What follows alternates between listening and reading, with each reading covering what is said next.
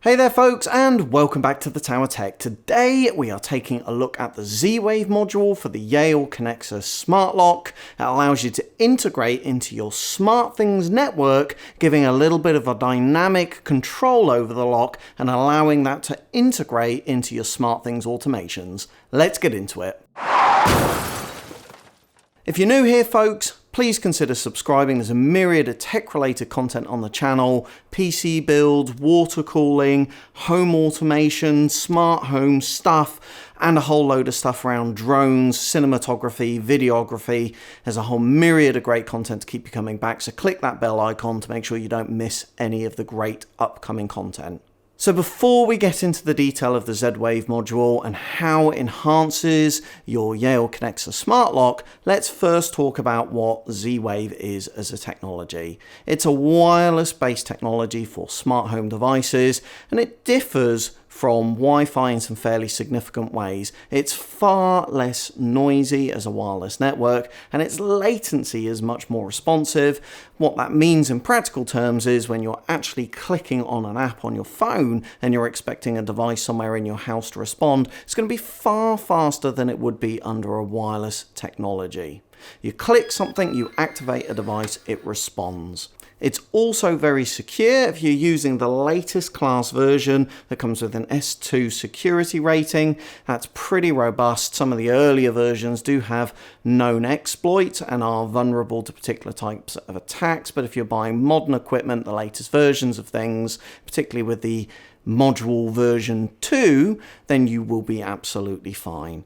Now this module retails at $59.99. That's UK pounds, that's sterling. I couldn't find the US price. I went on Amazon.com and I couldn't actually find the device on there, only the version 1, which, as I say, I would avoid because it's not secure.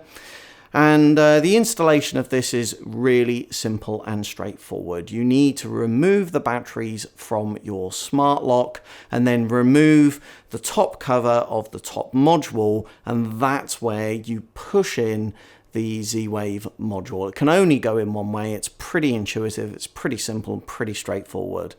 Once you've got the module installed, you need to return the batteries to the device, go to your Smartthings apps, and then start to discover the device. Once you've started that process, and it is explicitly listed the Yale Smart Lock within the app, once you've started that process, you need to very quickly press the button under the top module in the lock 3 times. I think in the instructions it says you actually have to do that within 1.5 seconds, so it's a pretty rapid thumping you need to put on that button to actually make it respond, and I did find that Smartthings found that pretty quickly. It was pretty responsive. Once you've discovered the device, you can do very simplistic things like locking the lock and unlocking the lock. If you want to get a little bit more creative, it does allow an Alexa integration, so you can actually lock the lock from Alexa. Alexa, lock the front door lock. Locking, hang on. Smartthings lock the front door lock. You can also check the status of the lock. Alexa, is the front door lock locked? Checking, hang on. Smartthings said the front door lock is locked. And quite sensibly, it doesn't let you unlock the lock, which makes a whole heap of sense. Otherwise, you're going to have one of the baddies screaming through your letterbox at Alexa, asking her to unlock your front door, which would not be particularly helpful and is going to let them straight into your house. Alexa, unlock the front door lock.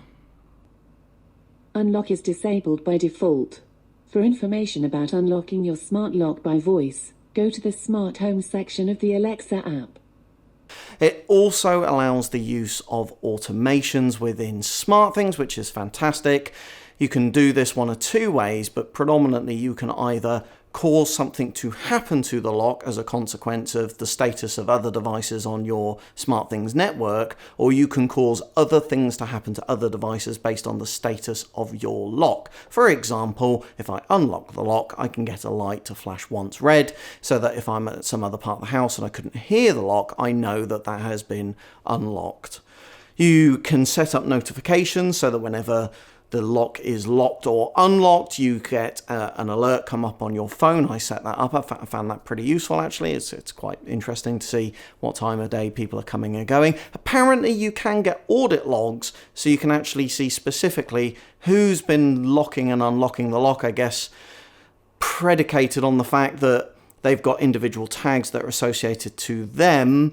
The old version of the app did seem to allude to the fact that you would be able to do that. I could never get it to work, albeit that was pre-Z-Wave module installation. Since I've put the Z-Wave module in, they've actually updated the app. They've removed a whole heap of that functionality, and I'm not going to complain, guys, because I had a massive moan about the stability of the app in one of my previous videos. I have to say it's substantially improved in the new version. Actually, it's working pretty seamlessly. So Yale, don't try and put that functionality back in. I'm cool without the audit logs. Just keep the stability. It's fine.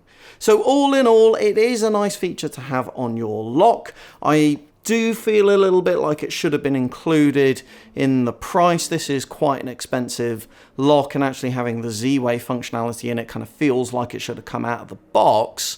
But actually, if you've got Smartthings already, it really does add quite a nice integration. It does allow kind of that expanded functionality within your networks. But if you don't have Smartthings, I'm not sure that that cash outlay is worth it for the extra functionality that you will get with the Z-Wave module. Of course, Smartthings does come with a myriad of opportunities, various different things that will integrate into it. So actually, if you're thinking of looking at that as well, thinking about perhaps some DIY smart home type alarm type based stuff, then it's probably worth the investment. But all in all, I have to say the Conexis lock is going from strength to strength. It was certainly quite flaky to begin with. Very nicely expanded with the Z-Wave module, and a really nice seamless integration into the Smartthings ecosystem. So there we go, guys, the Z-Wave module, the Z-Wave module depending on your geography, for the Yale Conexis Smartlock. A great bit of home automation. We'll continue this journey on with future videos. Please like and share this video if you've enjoyed it. Subscribe if you're not.